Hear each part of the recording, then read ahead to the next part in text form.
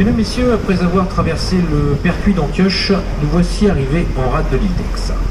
Avant de vous parler du Fort Boyard et de son approché, j'aurais voulu vous situer un peu. Sur notre arrière, tout d'abord, il faut imaginer que nous avons laissé La Rochelle. Nous sommes environ à 20 km du vieux port de La Rochelle, par bateau bien sûr. Sur notre droite, vous trouverez l'île d'Oléron.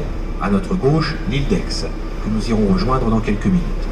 Et puis, entre Aix et Oléron, se trouve donc également le désormais célèbre Fort Boyard, bien évidemment, grâce aux émissions de télévision, les clés du Fort Boyard.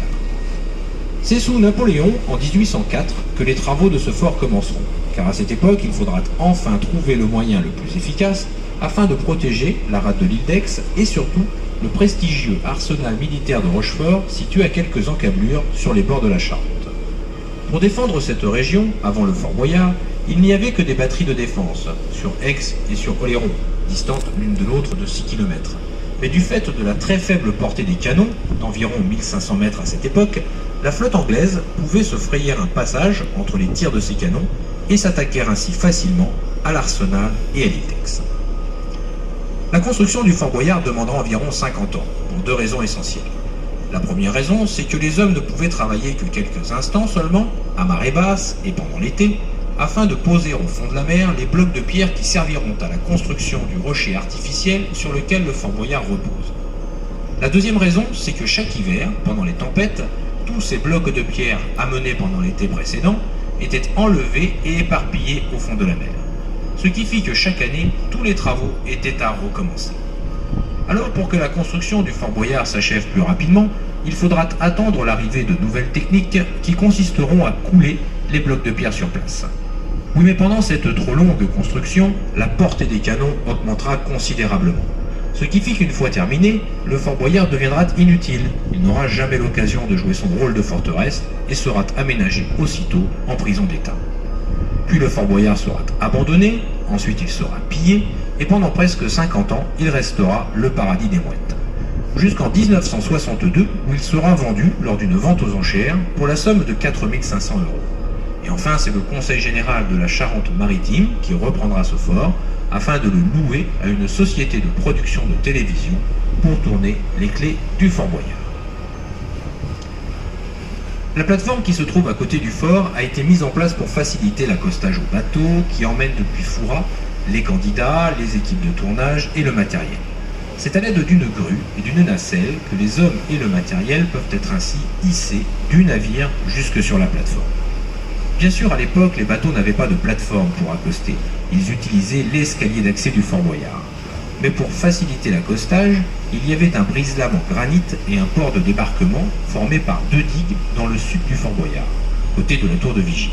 Mais restés sans entretien, ces ouvrages seront très vite emportés par la mer.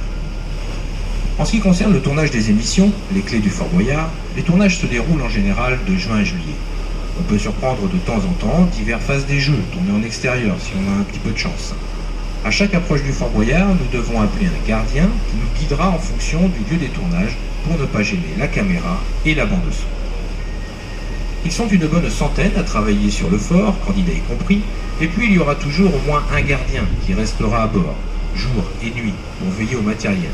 Par contre, tout le reste de l'année, le fort est vide de matériel et d'animaux bien sûr, mais il est toujours inaccessible. Le Fort Boyard mesure 68 mètres de long, 31 mètres de large, 20 mètres de haut. Il y a même jusqu'à 27 mètres au sommet de la tour de vigie.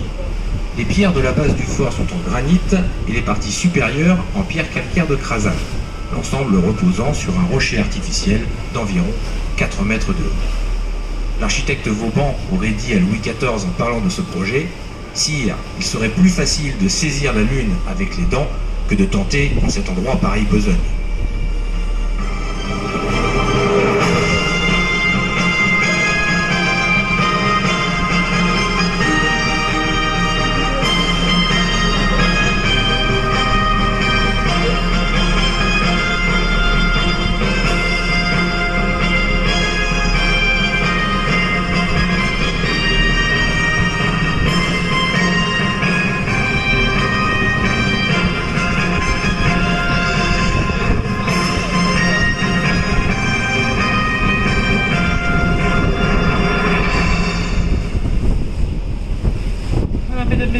quelques petites précisions en ce qui concerne les tournages des émissions, les clés du Fort Boyard. Chaque année, les équipes techniques arrivent sur le fort début avril afin de nous préparer, à savoir le montage des décors à l'intérieur, la mise en place des infrastructures extérieures, nautiques, ainsi qu'à mener tout le matériel nécessaire. Et enfin, les animaux. Les tournages peuvent démarrer généralement à la mi-mai, avec traditionnellement l'enregistrement des émissions françaises.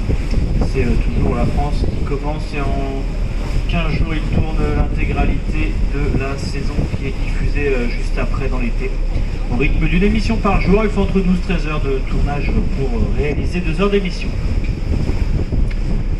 Puis également viennent au fort chaque année 4 à 5 pays étrangers afin d'y tourner leur propre concept des émissions. Les tournages peuvent s'achever début juillet, puis ensuite les équipes techniques mettent une dizaine de jours afin d'enlever intégralement le matériel mis en place en début de saison afin de laisser le fort complètement vide et fermé jusqu'à la saison d'après.